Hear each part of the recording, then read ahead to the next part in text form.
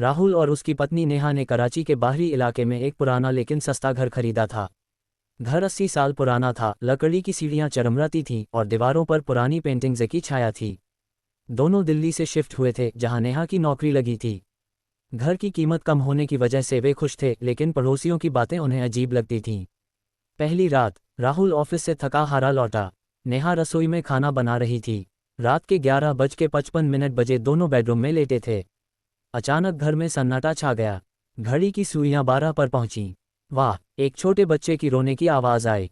दूर से नहीं, बल्कि घर के अंदर से, जैसे कोई नवजात शिशु दर्द में तड़प रहा हो। नेहा चौंक कर उठी। राहुल, सुन रहे हो? कोई बच्चा रो रहा है। राहुल ने कान लगाए। शायद पड़ोस का है, लेकिन आवाज़ घर की दीवारों से टकराकर और तेज हो रही थी। वो ऊपर की मंजिल से आ रही लगती थी, जहां सिर्फ एक पुराना स्टोर रूम था। दोनों ने टॉर्च ली और सीढ़ियां चढ़ीं। स्टोर रूम का दरवाज़ा बंद था।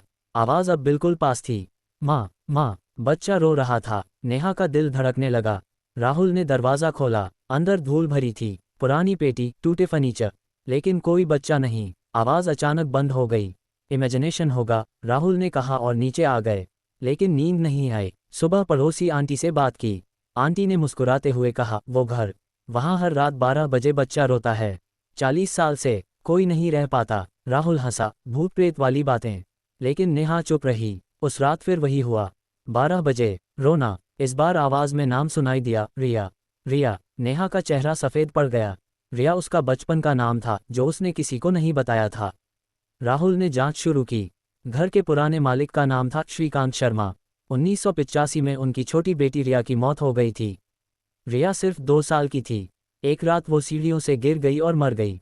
श्रीकांत ने घर बेच दिया और चले गए। नेहा को लगा शायद घर में कुछ गड़बड़ है, लेकिन राहुल ने कहा, हम रुकेंगे। तीसरी रात, रोना और तेज। इस बार नेहा ने आवाज़ की दिशा में जाकर देखा।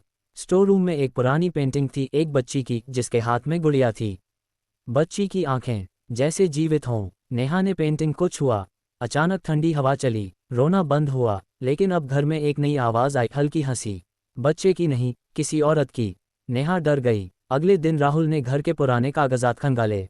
एक डायरी मिली, श्रीकांत की। उसमें लिखा था, रिया की मौत दुर्घटना नहीं थी। उसकी माँ ने उसे धक्का दिया। वो पागल हो गई थी। मैंने पुलिस को नहीं बताया। अब रिया हर रात रोती है।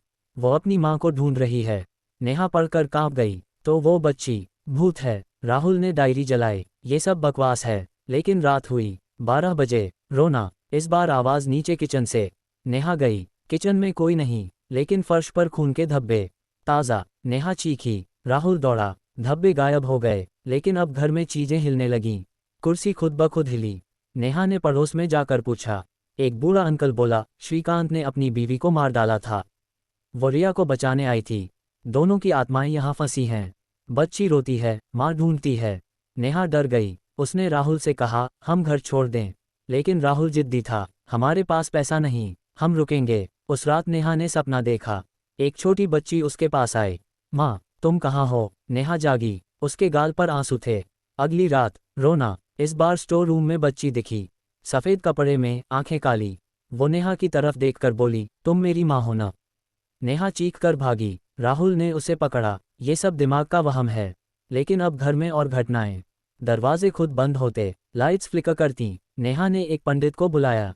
पंडित ने घर देखा। यहाँ 2 आत्माएं हैं, एक बच्ची, एक औरत। बच्ची निर्दोष है, लेकिन औरत खतरनाक। वो रिया को मारना चाहती है फिर से। पंडित ने हवन किया, लेकिन हवन के बीच रोना और तेज। पंडित बोला, ये घर छोड़ो। नेहा मान गई, लेकिन राहुल नहीं। हम लड़ेंगे। पंडित के जाने के बाद घर और खतरनाक हो गया। हर रात 12 बजे रोना। अब बच्ची की आवाज़ में गुस्सा। माँ, क्यों छोड़ गई? नेहा को लगने लगा कि वो बच्ची से जुड़ी है। उसने पुरानी फोटोज देखीं। रिया की फोटो में नेहा जैसी आंखें।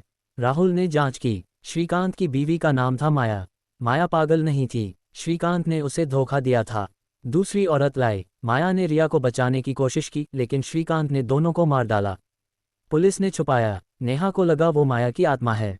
मैं माया हूँ। उस रात 12 बजे बच्ची कमरे में आई। तुम मेरी माँ हो, तुमने मुझे छोड़ दिया। नेहा रोई। मैं तुम्हें बचाऊंगी। राहुल ने ओझा बुलाया। ओझा ने बच्ची को देखा। ये बच्ची नहीं, माया है। वो रिया बनकर रो रही है। असली रिया शांत है, माया बदला लेना चाहती है। ओझा ने पूजा की, लेकिन माया ने हमला किया। राहुल पर उसकी गर्दन दबाए। नेहा ने चीख कर रोका, रुक जाओ, मैं तुम्हारी बेटी हूँ। माया रुक गई, फिर गायब। अगली रात, अब रोना नहीं, लेकिन घर में ठंड। नेहा ने रिया की फोटो रखी। मैं तुम्हें न्याय दिलाऊंगी। राहुल डर गया। हम पुलिस जाएं। पुलिस आए, पुरानी फाइलें खोलीं। केस बंद था, लेकिन सबूत मिले। श्रीकांत जिंदा था, वो अब लखनऊ में। नेहा ने फैसला किया, वो श्रीकांत से मिलेगी। पार्ट 3 खत्म। अब क्लाइमैक्स। नेहा और राहुल लखनऊ गए। श्रीकांत बुरा था, अस्पताल में। नेहा ने कहा, आपकी बेटी रो रही है। श्रीकांत कांप गया। रिया, वो मर गई। नेहा बोली, नहीं, आपने मारा। माया को भी। श्रीकांत रोया, मैंने नहीं, माया पागल थी, उसने रिया को धक्का दिया। मैंने माया को मारा, लेकिन रिया दुर्घटना में।